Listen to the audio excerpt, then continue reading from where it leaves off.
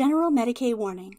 The views expressed in 5-ish minute lore, the lore delivered in rants, are sanctioned by their scholar Progenium as excess rageous. Prolonged exposure can result in loss of IQ, high blood pressure, random outbursts, and blunt force trauma to the skull, resulting in unconsciousness. Please consult your local physician for more information.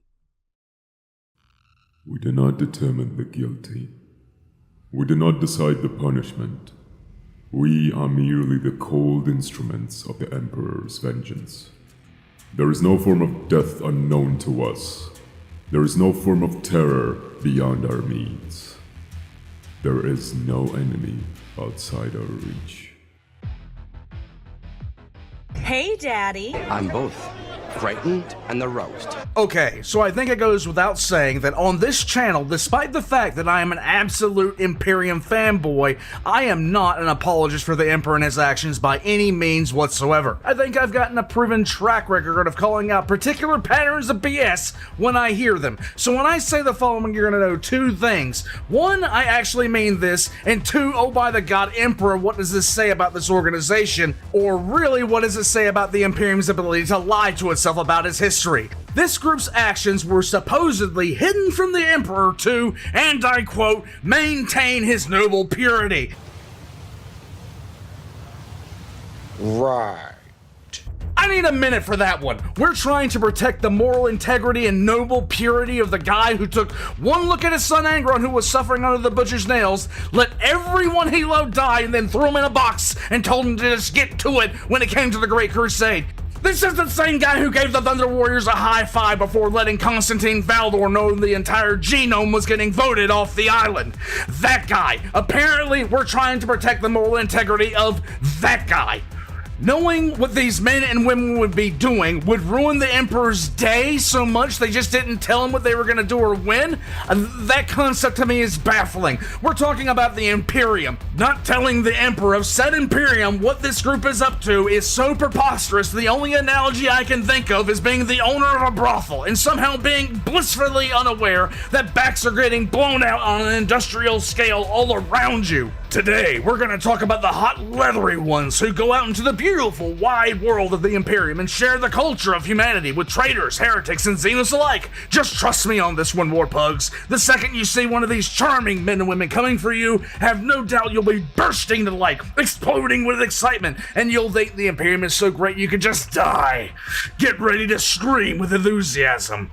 The Adeptus Astartes are the scalpel of the Imperium for committing surgical strikes. The Imperial Guard is the hammer of the Imperium for throwing bodies on problems. Hermann von Straub is the embarrassment of the Imperium because screw him. All of these statements are true, and so is this one.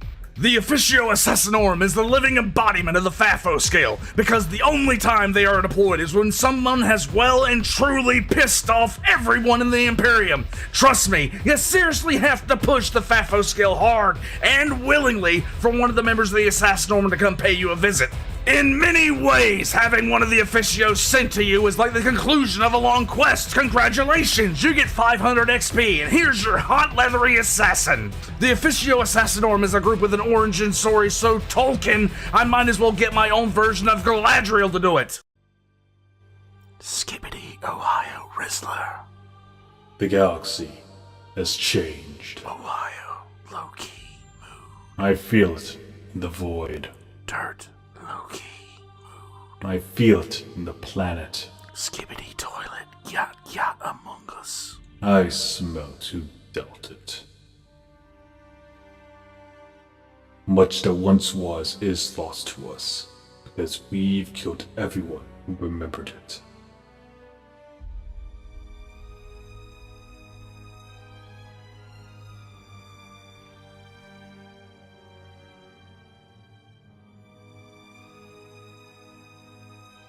It began with the forging of the Great Crusade.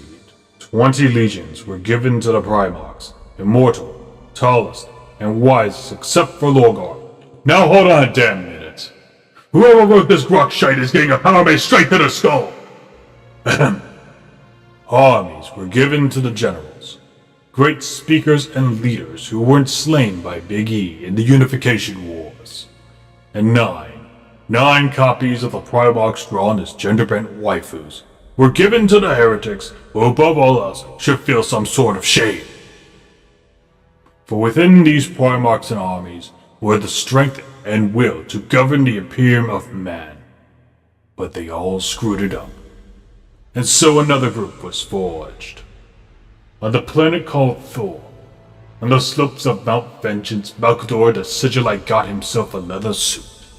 And into this suit he poured in drugs, death metal, hot leathery assassins, and heretical fanfiction soon took flight.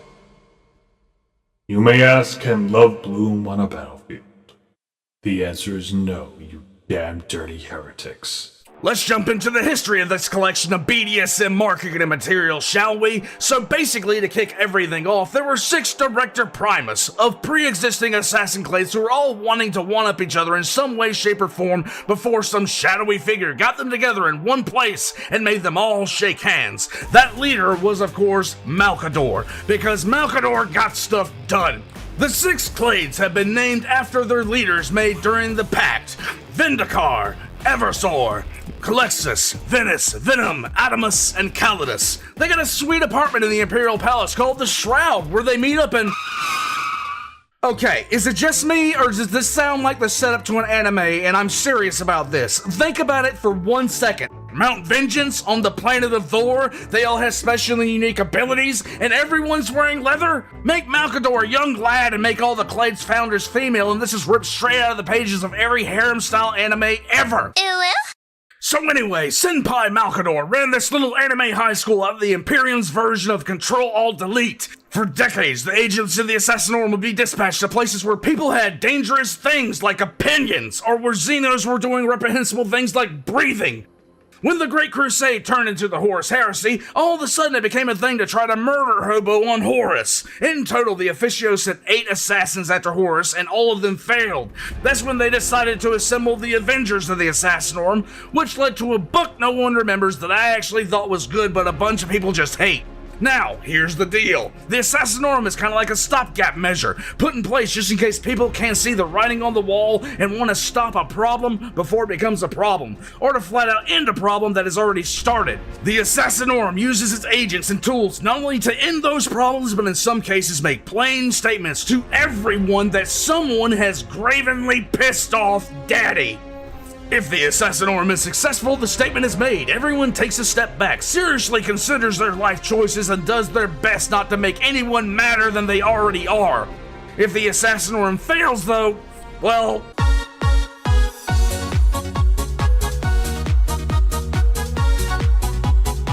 The key reason you want to send a member of the Assassinorum is because you want to make a point. Each assassin makes a different kind of point depending on what temple, also called a clade, that they are from. Vendikar assassins will make a point by reaching out from insane range under insane circumstances to deliver a single shot to the dome to ensure that everyone around you knows that you personally have indeed pissed off way too many people. And if they don't want to find out the flavor of 5 gum that you just ate, they better get their act together. Venom makes the same point by being absolutely toxic, kinda like me in League of Legends, and by toxic I mean actually poisonous. Venom clade assassins are always pushing gamer subs flavors on unsuspecting enemies of man, flavors like gasping grape, strangled strawberry, and mass murder melon. They just don't make things to go in drinks either. In fact, the Venom makes it a point to not leave a trace behind. It is one of 2 primary clades that are classified, so there are only 4 real primary clades and 2 that are still classified. Keep that in mind. The Calexis like to get up close with psychers and get really personal with them. The problem with that is every single one of them is a pariah. The point the Calexis assassins make is you shouldn't have even been born to begin with as a psycher, and they're going to engage in extreme late-stage abortion because you weren't a good enough person to die before then. This is what you get for being a psycho, Billy! They are the living, walking, talking embodiment of agony to be around for anyone that has even a slight bit of psychic potential, and psychers aren't the only ones that hate them considering the pariah gene, which makes literally everyone hate them from the time they are born. They are also one of my favorite clades for, no particular reason.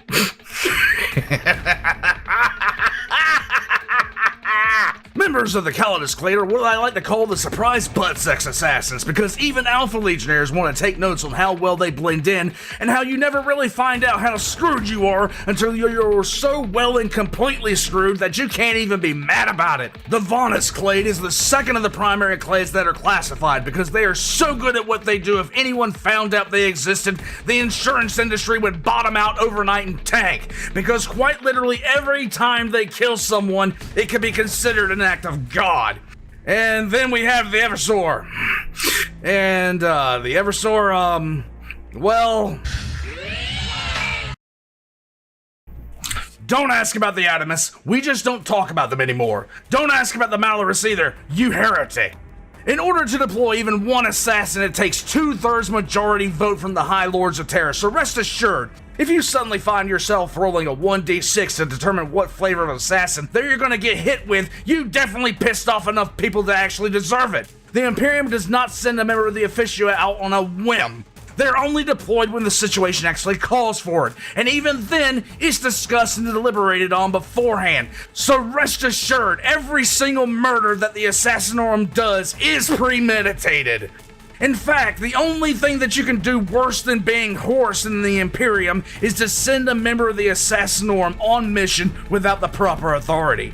The assassins of the Imperium are usually recruited young, because in the Imperium such things as child labor laws and rules against child soldiers are the enemies of progress. Most times they're going to come from either feral worlds or the halls of the Scholia Progenium. The training programs for the assassins vary by the clade, but rest assured, you're either going to pass with flying colors, or there's going to be a new batch of corpse starch. If you thought for a split second there was a redemption arc available or something stupid like that, welcome to 40k. You succeed or you die. No other options. In fact, the testings and trials the assassins will go through are so insane that in some clades only 1 in 10 will survive the trip to Terra to be trained in the first place. The tools used by each assassin are going to depend entirely on what temple they're from. They're going to be tailored and tooled specifically for the assassin in question, because once you attain the title, you're not really a person anymore. You're a flat-out weapon of war. There is no such thing as a standard issue of gear for you as an assassin. Everything is going to be tailor-fit to suit your needs in the field. The organization of the Officio is split up through the clades and is led by a small unit of Grand Master assassins. Once you graduate to Master, you really don't go out and deliver the good word of the Emperor no more. You mainly get to train snot-nosed initiates, and by train, I mean give them impossible tasks and sealing who actually floats to the top. So just to hammer home the point, because I'm not sure it's been said enough, the Officio Assassinorum does nothing more or less than train John Wick on repeat, and then only takes the John Wick that can do things that John Wick would find impossible.